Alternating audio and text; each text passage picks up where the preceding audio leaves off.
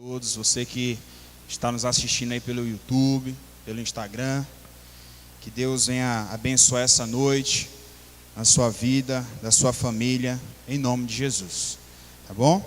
Sem mais delongas, eu queria que você aí da sua casa abrisse a sua Bíblia, ou acessasse, pelo tablet, pelo celular, abrisse a sua Bíblia lá em Ezequiel, capítulo 2, do versículo 2 ao 3. Ezequiel, capítulo 2, do versículo 2 ao 3. Amém? Então a palavra do nosso amado Deus diz assim: E no mesmo instante em que aquela voz falava comigo, o Espírito de Deus entrou em mim e fez com que eu pudesse ficar em pé. Então prestei atenção às palavras daquele que comigo falava, e ele me ordenou: Homem mortal, eis que eu te envio aos israelitas, nas nações rebeldes que se amotinaram contra a minha pessoa, porquanto eles e seus antepassados têm transgredido a minha vontade até o dia de hoje. Queria que você me acompanhasse também no capítulo 3, do versículo 1 ao 3, que diz assim: E ele me disse também: Filho do homem, come tudo quanto está neste livro, depois vai e prega à nação de Israel. Então eu abri a boca, e ele me deu um rolo para comer, e acrescentou: Filho do homem, alimenta-te deste livro que estou te dando, e enche o teu estômago com ele. Em seguida eu o comi, e eis que seu paladar em minha boca era doce como mel. Amém? Vamos orar? Senhor, nosso amado Deus, nosso eterno Pai, nós queremos, meu Deus, nessa noite pedir, meu Deus, a Tua graça, das Tuas misericórdias sobre nossas vidas, sobre nossas famílias, sobre nossa cidade. Meu Deus, em especial, quero Te apresentar essa noite, meu Pai, essa palavra, que ela venha, meu Deus, tocar os nossos corações nessa noite, meu Pai, em nome do Senhor Jesus Cristo de Nazaré. Amém. Amados, o tema dessa palavra é a vontade de Deus em tempos de crise. Se a gente for olhar o contexto dessa palavra, desse texto, Israel mais uma vez se afastou do Senhor, mais uma vez decidiu adorar outros deuses, e como era de praxe, todas as vezes que Israel se afastava do Senhor, ela perecia.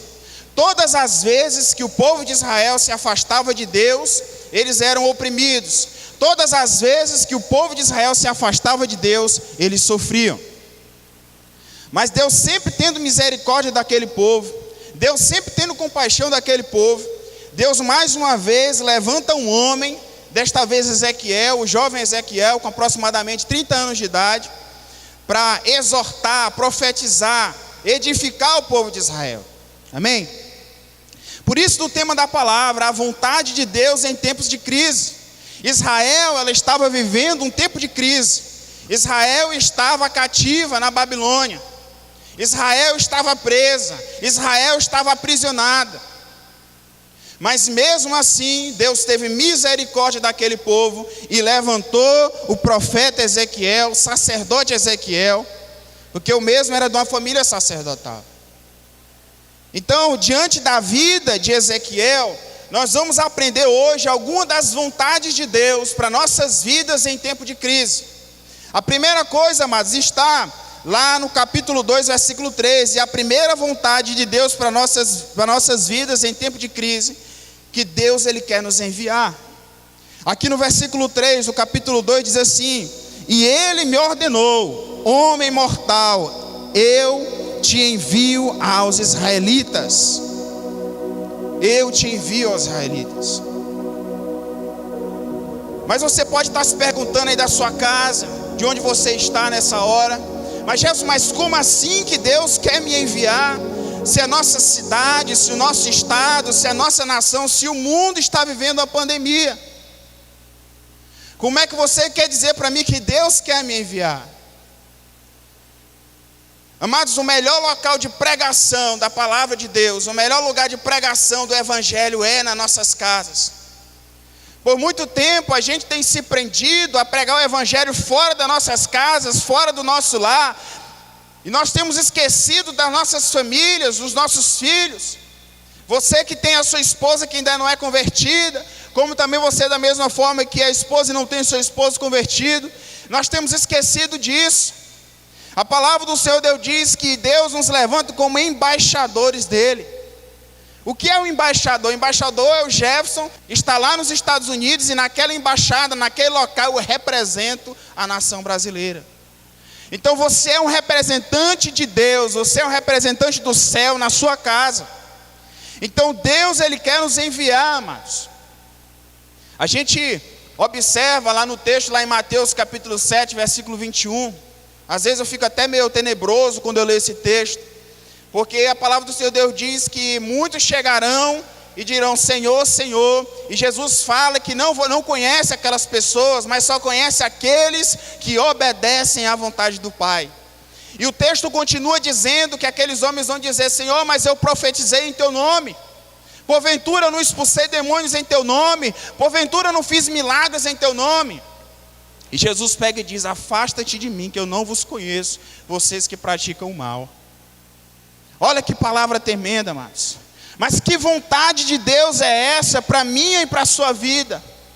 No mesmo livro, lá em Mateus capítulo 28, versículo 19, Jesus Cristo diz, antes dele subir aos céus: ide e fazei discípulos e pregai o evangelho, e batizai em nome do Pai, do Filho e do Espírito Santo. Uma das maiores vontades de Deus para minha e para a sua vida é que a gente venha pregar o evangelho. Porque só o evangelho gera mudança e transformação no coração das pessoas, meu amado. Muitas vezes profecia não vai mudar o caráter de uma pessoa. Muitas vezes você tirar o demônio de uma pessoa, aquilo não vai mudar a vida dela. Eu já vi diversas pessoas cheias de demônio, os irmãos vão lá e tiram, expulsam em nome de Jesus. Aquela pessoa passa 2, 3 dias aqui vindo para a igreja e tal, mas depois se desvia novamente. Milagres físicos não mudam o caráter de pessoas. Mas você pode estar dizendo assim: mas Jesus por muitas vezes fez milagres. Mas ele fez milagres porque foi profetizado aquilo em relação ao Messias. E também porque Jesus queria atrair a atenção das pessoas. Mas muitas vezes, amado, pode ser um cadeirante. Jesus pode tirar ele daquela cadeira, mas talvez ele não mude o caráter dele. Então o que Deus ele quer de forma genuína é que a gente venha pregar o evangelho. E nesse momento de crise que a gente venha ser enviado dentro da nossa casa, dentro do nosso lar. Você, pai, decida ser um pai cristão, um sacerdote da sua casa, para que os seus filhos, quando eles vão crescendo, vão observando o pai que ele tem em Deus. Então nós temos que pregar o evangelho. Nós temos que entender que Deus também quer que a gente seja cristão. Deus também quer que a gente seja missionário na nossa casa e no nosso lar. Eu digo que tudo que às vezes acontece nas nossas vidas, por mais que seja ruim, a gente tem que tirar um proveito. E nesse momento de crise que essa doença está causando, seja ela crise de saúde, seja ela crise econômica que está afetando também, mas nós temos que entender que talvez seja uma oportunidade de a gente, quando cristão, entender que há a possibilidade nesse tempo de crise de muitas famílias serem restauradas em Cristo Jesus. Amém? Então, uma das vontades de Deus para o nosso coração, nossos corações, para nossas vidas em tempo de crise é isso. A segunda coisa, amados, é que Deus quer que nós nos alimentemos da palavra dele. Aqui em Ezequiel capítulo 2, do versículo 8, diz assim: Contudo, tu, ó filho do homem, ouve o que te falo, não sejas como esse povo insubmisso, abre a tua boca e come o que eu te ofereço como alimento. Versículo 9 e 10, em seguida olhei e observei a mão de uma pessoa que se estendia na minha direção, e eis que ela trazia consigo um rolo de um livro escrito. Então ele desenrolou o livro diante de mim, e em ambos os lados do rolo estavam registrados palavras de lamento, pranto e muito mais. Vamos continuar aqui no capítulo 3. E ele me disse mais: filho do homem, come tudo quanto está neste livro, depois vai pregar à nação de Israel. Então eu abri a boca e ele me deu um rolo para comer. Olha que interessante aqui no versículo 3. E escreveu: Filho do homem, alimenta-te deste livro que estou te dando, enche o teu estômago com ele. Em seguida eu comi, e eis que o seu paladar em minha boca era doce como mel. É interessante, amados, quando nesse texto diz que a palavra do Senhor era doce como mel. Então Deus quer que a gente absorva mais da palavra dele nesses tempos. Deus, ele quer que a gente se aproxime mais dele em tempos de crise. Porque como o próprio texto está dizendo aqui, a palavra do Senhor é doce como mel. Isso fala muito, amados, da nossa vida. A nossa vida só tem um real sentido quando nós decidimos viver a palavra de Deus nas nossas vidas. A sua vida só vai ter sentido quando você decidir viver a palavra de Deus. Você pode querer decidir viver o espiritismo, você pode querer decidir viver umbanda, você pode querer viver qualquer outra palavra, mas ela não vai lhe mudar genuinamente. Só a palavra de Deus tem poder de mudar as nossas vidas. Só a palavra de Deus tem a capacidade de gerar sentido nas nossas vidas. Talvez você está aí na sua casa agora, olhando essa live, assistindo essa live, sua vida deve estar azeda como limão, amarga, deve estar escura, sombria, mas eu quero te dizer, se você quer que sua vida, a partir de hoje, tenha sentido, decida se alimentar e viver a palavra de Deus. Não adianta, amados, eu posso aqui dizer para você ir para 1001 psicólogos, 1001 orientações, não que esses profissionais não sejam essenciais para a nossa sociedade, mas de fato, a vida de toda e qualquer pessoa só tem sentido com a palavra de Deus. E a palavra de Deus fazia sentido na vida de Ezequiel naquele momento. Até porque nós estamos falando de um sacerdote, de um profeta que ia exortar uma nação. Então ele tinha que se alimentar constantemente da palavra de Deus. A outra coisa também, amados, em relação à palavra de Deus para nossas vidas, que a palavra de Deus, ela nos fortalece. A palavra de Deus funciona como alimento para nossas vidas. Da mesma forma que fisicamente, cada um de nós necessita do alimento, de energia, para se manter em pé, para fazer as nossas atividades do nosso dia a dia. A palavra de Deus também funciona como um alimento espiritual para nossas vidas, para nos fortalecer, para que a gente permaneça em pé.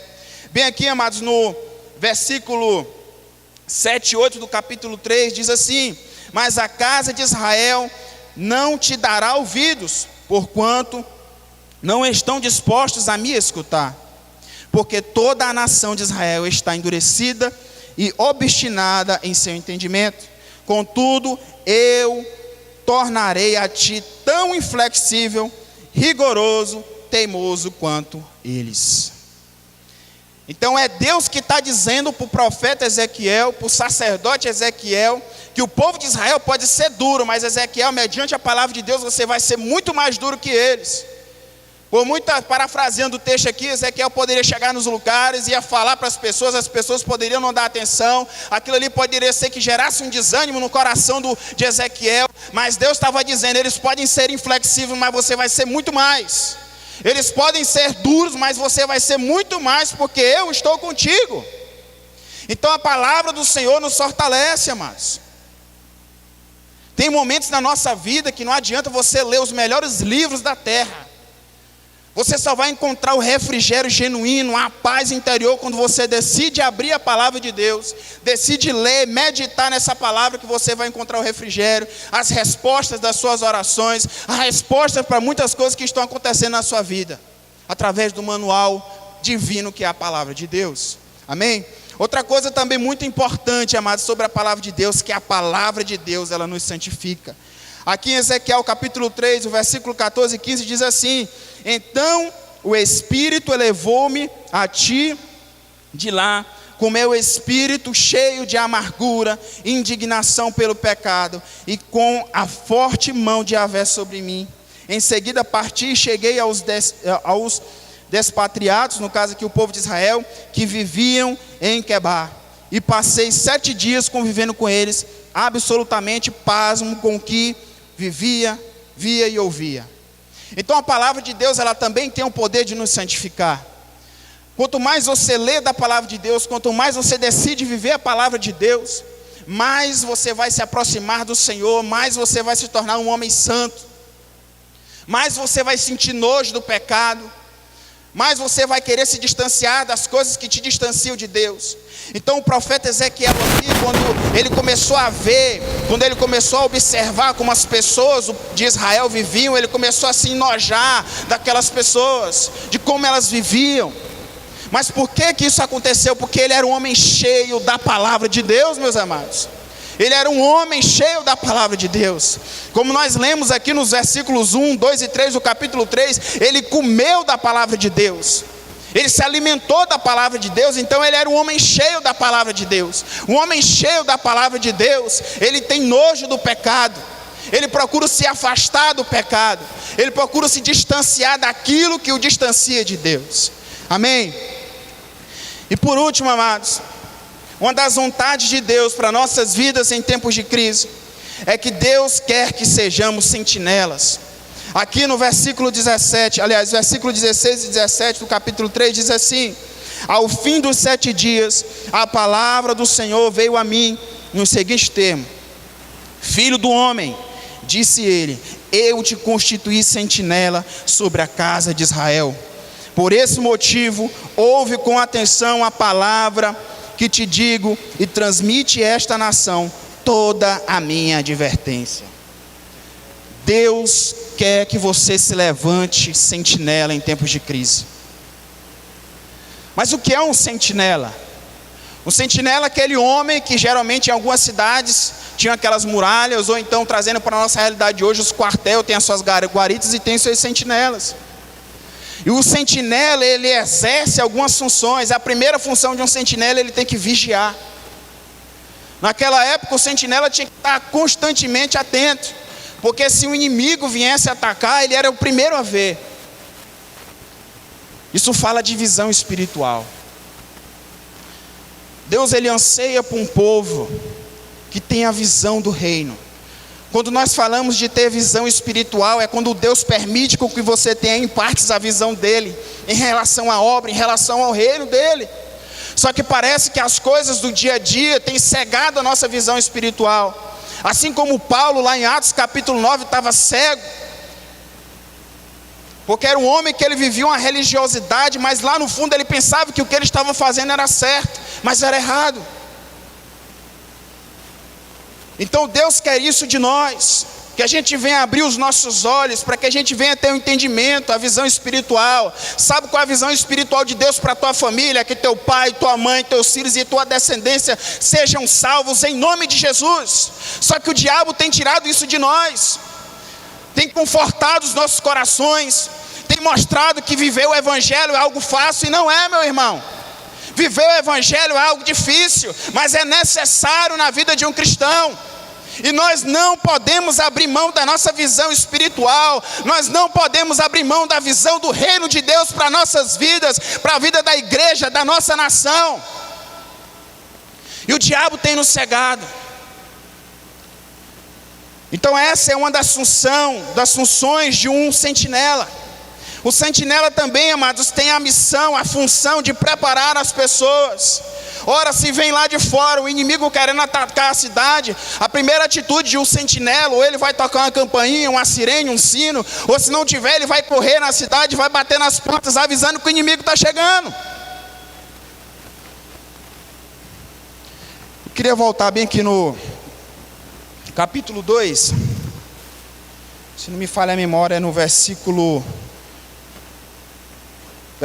3, a parte B, diz assim: porquanto eles e seus antepassados, olha o que ele está dizendo aqui, amados. Portanto, ele e seus antepassados têm transgredido a minha vontade até o dia de hoje. Sabe por que nossa sociedade está vivendo o que está? Sabe por que a família está se destruindo cada dia mais? Porque nós pais não estamos preparando os nossos filhos. Parece que quando cada ano está passando, cada década está passando, parece que a família está sendo fragilizada, porque nós não estamos preparando os próximos. Olha o que é que Deus diz aqui: porquanto eles e seus antecessores.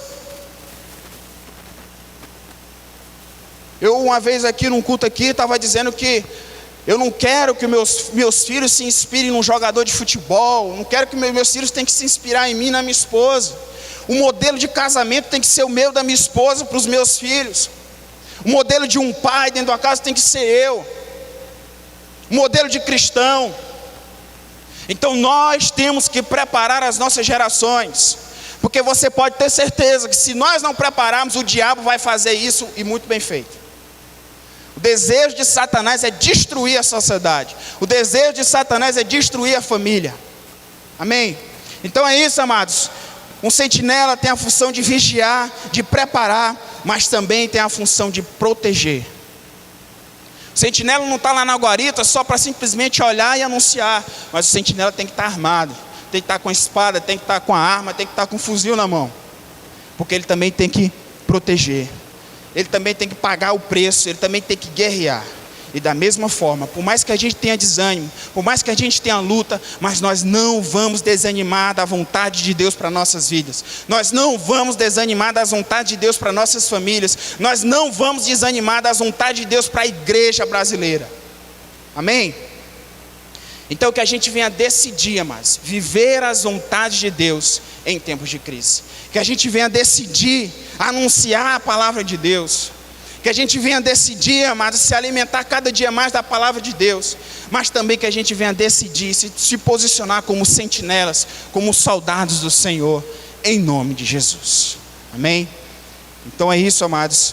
Que essa palavra venha abençoar o teu coração. Que essa palavra venha abençoar a tua família, em nome de Jesus.